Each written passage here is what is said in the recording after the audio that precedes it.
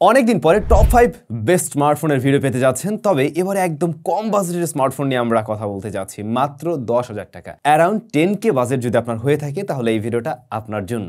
10,000 টাকার আশেপাশে, লাইক 10 থেকে 12,000 টাকার মধ্যে আমাদের দেশের প্রচুর পরিমাণ মানুষজন স্মার্টফোন কিনে, বিশেষ করে যারা কিনা এন্ট্রি লেভেলের স্মার্টফোন ইউজার রয়েছেন, আবার অনেক সিনিয়র সিটিজেনরাও কিনে থাকেন। তো আজকের ভিডিওতে আমরা পাঁচটি অফিসিয়াল স্মার্টফোন নিয়ে আলোচনা করতে যাচ্ছি, যে 5টি স্মার্টফোন রাইট নাও আপনি চয়েস করতে পারেন। এর মধ্যে আবার কোনোটা একটু বেশি ভালো, কোনোটা একটু কম। তো আমরা একদম 5 নাম্বার সিরিয়াল থেকে শুরু করে একেবারে 1 নম্বরের দিকে চলে আসছি। এই ডিভাইসগুলো আপনারা কোথায় পেতে পারেন সেটা তো বলা উচিত। এই ডিভাইসগুলো আপনারা অবশ্যই SMS গ্যাজেটে পেয়ে যেতে পারেন। ডেসক্রিপশনে তাদের সবের ইনফরমেশন দেওয়া থাকলো। এই ফোনের বাইরেও যে কোনো স্মার্টফোনে তাদের সবে অ্যাভেলেবল রয়েছে।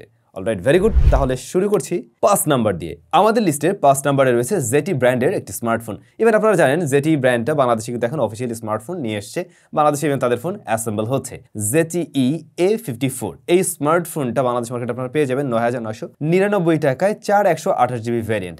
এখানে একটা ভালো বিষয় আছে, দেখুন 128GB, এইটা এই স্মার্টফোনের একটা ভালো জায়গার মধ্যে থাকতে পারে। দেন 90Hz এর প্যানেল রয়েছে, IPS LCD প্যানেল। এরকম প্রাইস পয়েন্টে আমরা 90Hz পেলে সেটা ভালোই লাগে, বাট HD+ এটা মেনেই নিতে হবে, কিছু করার নেই। দেন Android 13 এ রান করছে এই ডিভাইস এবং প্রসেসর হিসেবে রয়েছে SoC 9863A। এইটা একেবারেই এন্ট্রি লেভেলের একটি প্রসেসর, এর উপরে খুব একটা ভরসা রাখা যাবে না। ডে টু ডে টাস্কগুলো সামলাতে পারবে। গেমিং টেমিং করতে চাইলে বলবো ভাই জাস্ট 2D গেম খেলতে চাইলে ওকে, এর বাইরে তেমন কোনো প্রেসার দেওয়া যাবে না। তো পারফরমেন্স সেকশনটা খুব আহামরি না আর কি, তবে ওই যে লং রানে একটু বেটার রেজাল্ট পেতে পারেন যেহেতু স্টোরেজটা একটু বেশি পেয়েছিলেন। দেন এই স্মার্টফোনে 13 মেগাপিক্সেলের মেইন ক্যামেরা এবং 2 মেগাপিক্সেলের ফ্রন্ট ফেসিং ক্যামেরা। এই জায়গায় পিছিয়ে আছে 2 মেগাপিক্সেল নিয়ে। আর ব্যাটারি 5000 mAh এবং 10 ওয়াটের চার্জিং সিস্টেম সাপোর্ট করে। 9,999 টাকার এই ফোনটা মোটামুটি একটা ডিসেন্ট প্যাকেজ আমি বলবো।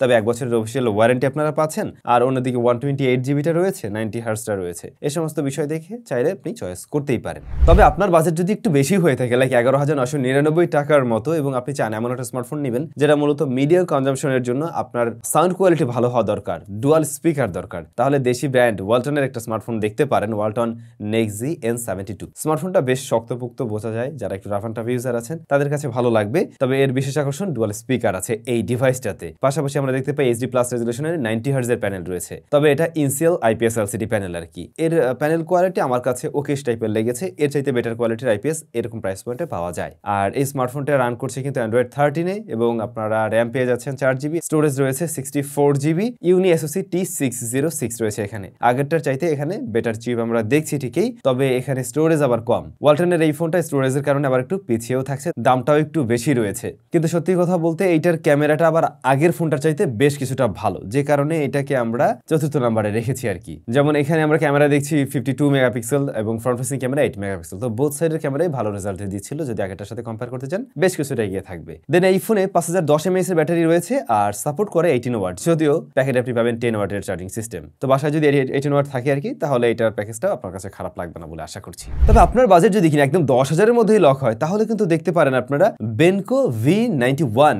এই ডিভাইসটা দুইটা ভ্যারিয়েন্ট পাওয়া যায়, 4/128GB 9,999, পরবর্তী ভ্যারিয়েন্ট 8/128GB 10,999 টাকা। এখন যে কোনো ভ্যারিয়েন্ট আপনি চয়েস করতে পারেন। আমি বলবো একটু বাড়িয়ে 8GB ভ্যারিয়েন্টটা নেওয়ার জন্য। এর ডিসপ্লেটাও IPS LCD panel, HD+ resolution, এবং এখানেও আমরা 90Hz হাই রিফ্রেশ রেট দেখছি। তো ওই যে ডিসেন্ট কোয়ালিটির একটা ডিসপ্লে রয়েছে। Android 13 বেসড এই স্মার্টফোন, T606 প্রসেসর রয়েছে। একটু আগে আমরা ওয়ালটনের যে ফোনটা নিয়ে বললাম, ওই সেম প্রসেসরটা কিন্তু এখানে রয়েছে, আরো কম দামে আপনি পেয়ে যাচ্ছেন। যেহেতু র্যাম বেশি, মাল্টিটাস্কিং এই ডিভাইসটা তুলনামূলকভাবে বেটার রেজাল্ট দেবে কিন্তু। আবার গেমিং টিমিং করতে চাইলে 2D গেমের জন্য ঠিকঠাক আছে, ফ্রি ফায়ার খেলতে চাইলে টুকটাক চলবে, তবে খুব একটা ভরসা রাখাটা ঠিক না, বা এই ডিভাইস দিয়ে মানে এটা দিয়েই গেমিং করবেন এই চিন্তা ভাবনা না রাখা ভালো আর কি। ক্যামেরা 13 মেগাপিক্সেল প্লাস 2 করে আরো দুইটা শুটার আছে, আর ফ্রন্ট ফেসিং ক্যামেরা 8 মেগাপিক্সেলের। যদি আবার এই বেনকো V91 এর সাথে আমরা কম্পেয়ার করি ওয়ালটনের আগের ফোনটার সাথে, তাহলে কিন্তু আবার ওয়ালটন এখানে কিছুটা এগিয়ে থাকছে, এটা আবার একটু পিছিয়ে পড়বে ক্যামেরার রেজাল্টে। ক্যামেরা আমরা দেখছিলাম যে একটু বেশি কন্ট্রাস্টি হয়ে যায়, খুব একটা ব্রাইট ছবি দিতে পারে না, একটু ওয়ার্মের দিকে নেয় টোন, ডাইনামিক রেঞ্জ ততটা ভালো ছিল না আর কি V91 এর। তবে ভালো বিষয় 5000 mAh এর ব্যাটারির পাশাপাশি 18 ওয়াটের চার্জার আবার এর বক্সেই পেয়ে যাচ্ছেন। এই ফোনটা তারাই চয়েস করবেন যাদের মাল্টিটাস্কিং একটু বেশি কাজ করার প্রয়োজন পড়ে, আপনার ভালো একটা ব্যাটারি ব্যাকআপ এবং দ্রুত চার্জ হবে এরকম চার্জার সহ একটা ফোন দরকার, তারা চয়েস করতে পারেন। আর যদি মনে করে থাকেন না আমার ক্যামেরাটাও ভালো হওয়া চাই, তাহলে বলবো ভাই এই ডিভাইসটা আপনার অ্যাভয়েড করা উচিত হবে তখন। বাট ক্যামেরাতে যদি আপনার মেইন ফোকাস না থাকে তাহলে কিন্তু আবার এটা 10,999 টাকায় চয়েস করাটা বুদ্ধিমানের কাজ।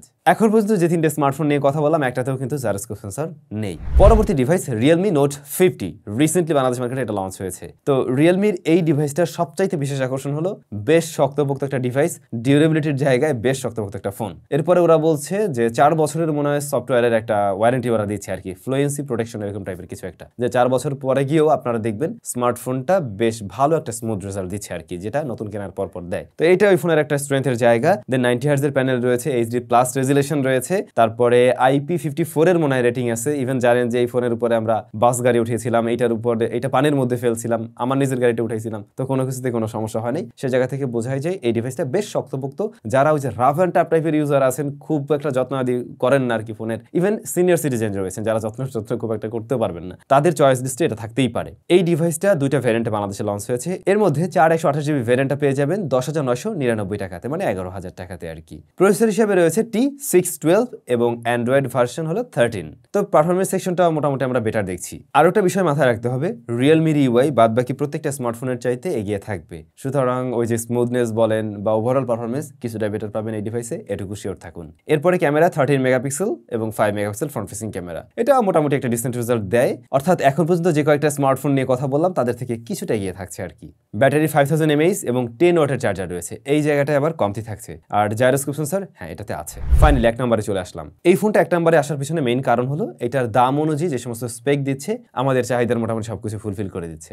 Symphony Z70 এটা দেখতে বেশ সুন্দর, রিয়ার প্যানেল বলেন ফ্রন্ট প্যানেল বলেন, বাকি প্রত্যেকটা ফোনে আমরা দেখছিলাম ওয়াটার ড্রপ নচ রয়েছে, বাট উনি দিচ্ছেন কিন্তু পাঁচল কাট আউট, যে জিনিসটা এরকম প্রাইস পয়েন্টে সবার থেকে ওকে আলাদা করে ফেলছে, অবশ্যই দেখতে আরো বেশি ভালো লাগছে। 90 হার্টজের প্যানেল আছে, HD+ রেজুলেশন, ওকে। এটা রান করছে অ্যান্ড্রয়েড 13 এ T606 প্রসেসর রয়েছে, যেটা এরকম প্রাইস পয়েন্টের যে একটা অ্যাভারেজ প্রসেসর। আরো বেশ কয়েকটা স্মার্টফোনে আমরা দেখলাম ডিসেন্ট পারফরমেন্স পাবেন, বাট কমতে আছে কোথায়? 64GB স্টোরেজ রয়েছে, সে সাথে 4GB র্যাম রয়েছে, এই জায়গাটা কম। মাল্টিটাস্কিং এ দুর্দান্ত রেজাল্ট পাবেন না। যদি 2-3টা অ্যাপ্লিকেশন নিয়ে কাজ করতে চান এট এ টাইম, দেনও সামলাতে পারবে। গেমিং টিমেও খুব একটা ভরসা রাখা যাবে না এর উপরে, বেসিক গেমিং করতে পারবেন, 2D গেমগুলো চলবে। ব্যাটারি আছে এটাতে 5000 mAh এবং চার্জিং সিস্টেম সাপোর্ট করে 10 ওয়াটের।